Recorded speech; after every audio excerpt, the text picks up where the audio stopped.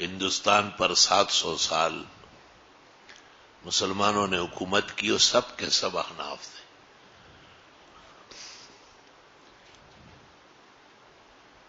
جب انگریز یہاں آیا اور اس نے مسلط ہونا چاہا تو اس کو اندازہ ہو گیا تھا کہ میرے لیے رکاوٹ جو ہے وہ احناف ہوں گے، کیونکہ ملک کا 90% حصہ اور باشندے وہ سب احناف تھے.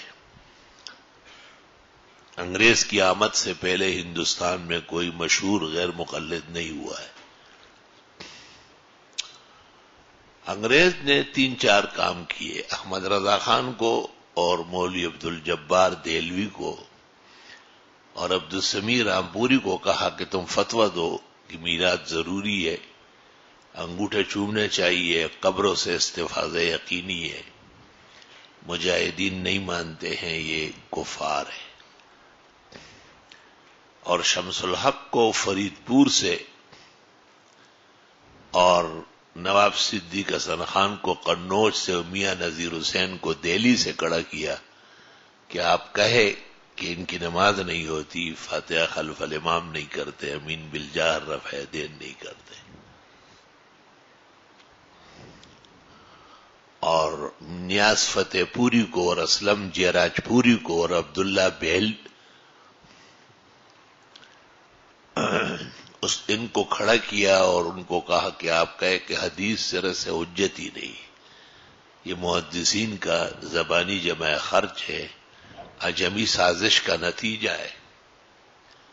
اور پھر غازی خان اور ڈاکٹر فضل الرحمان اور غلام محمد پرویز اور یہ لعنتی فرقہ عنایت اللہ مشرقی جیسے ملائنہ اور زنادقہ پیدا ہوئے.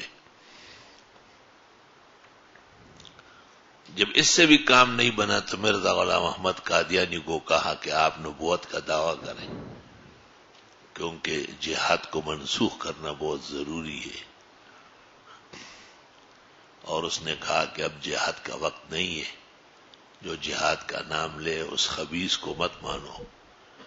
اور بخاری کی حدیث الٹا پلٹا کر کے وَيَذَعُ الْحَرْبَ وغیرہ کی.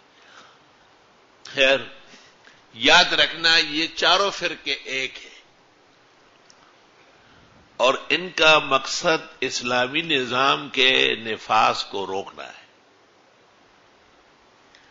رضا خانی، پرویزی، مرزائی، غیر مقلد،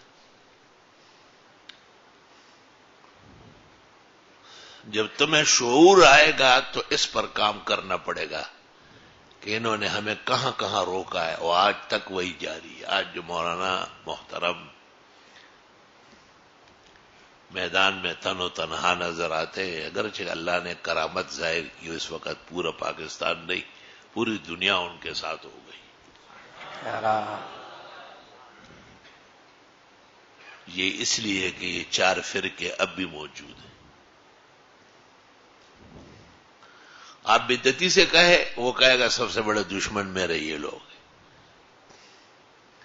آپ غیر مقلد سے کہے آپ کہے سب سے بڑے منکر حدیث احناف ہے، جن کی زندگی احادیث سے گزرتی ہے، جن جیسے احادیث کے مسلم اور مسلم دنیا نے دیکھے نہیں.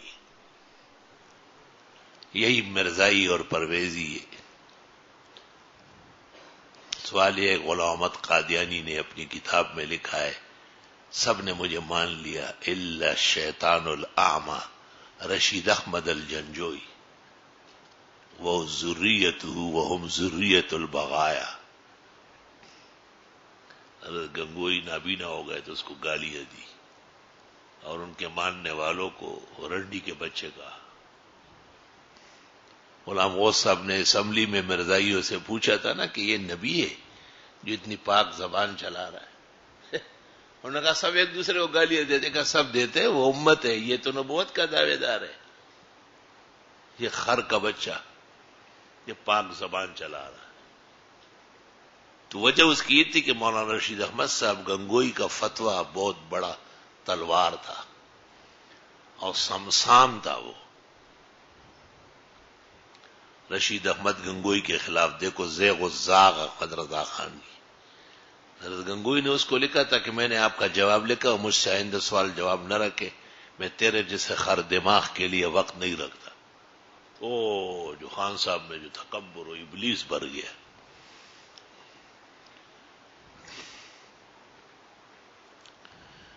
تو یہ 4 فرقے دنیا میں ہمارے لیے رکاوٹ ہے،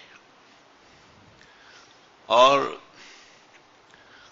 بدعتی ہمیشہ شکل علیحدہ ہوتی ہے، بنیاد ایک ہوتی ہے۔ کوئی قبر پرستوں کے عنوان سے ہے، کوئی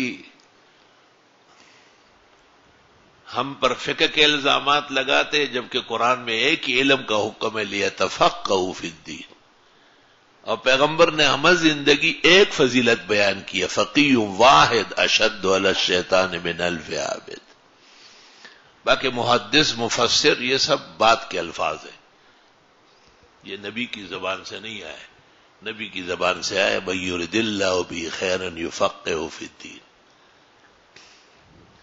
اور نبی نے کہا لو کان جریج فقیہا لاجاب امہ، کاش کہ جریج فقی ہوتا، سب کچھ تک کرامت تھی، ولی تھا، لیکن افسوس کتنا فقہ بھی نہیں جانتا تھا جتنا زرولی جانتا ہے۔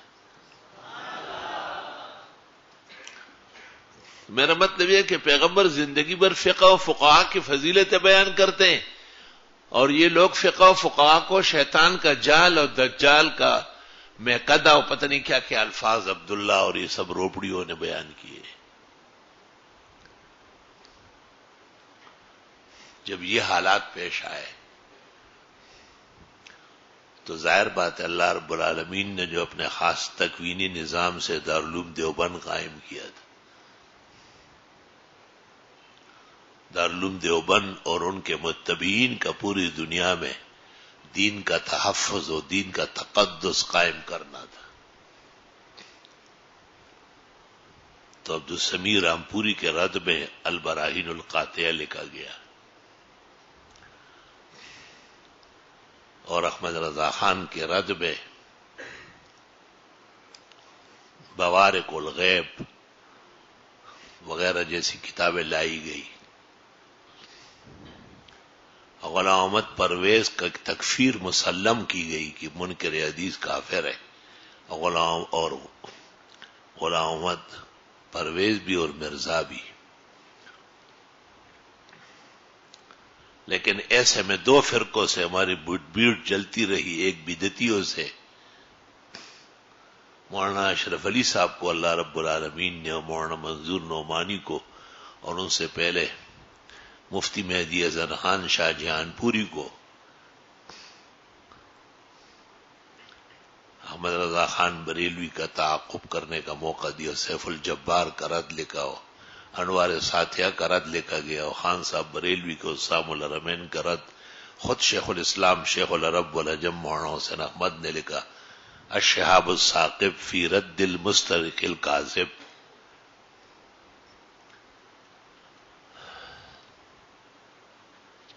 یہ وہ نفوس تھے جو زمین پر ملائک تھے اور علم کے سمندر تھے، یہ کیماڑی کا سمندر چھوٹا ہے، ان کا علم و تقوی زیادہ ہے۔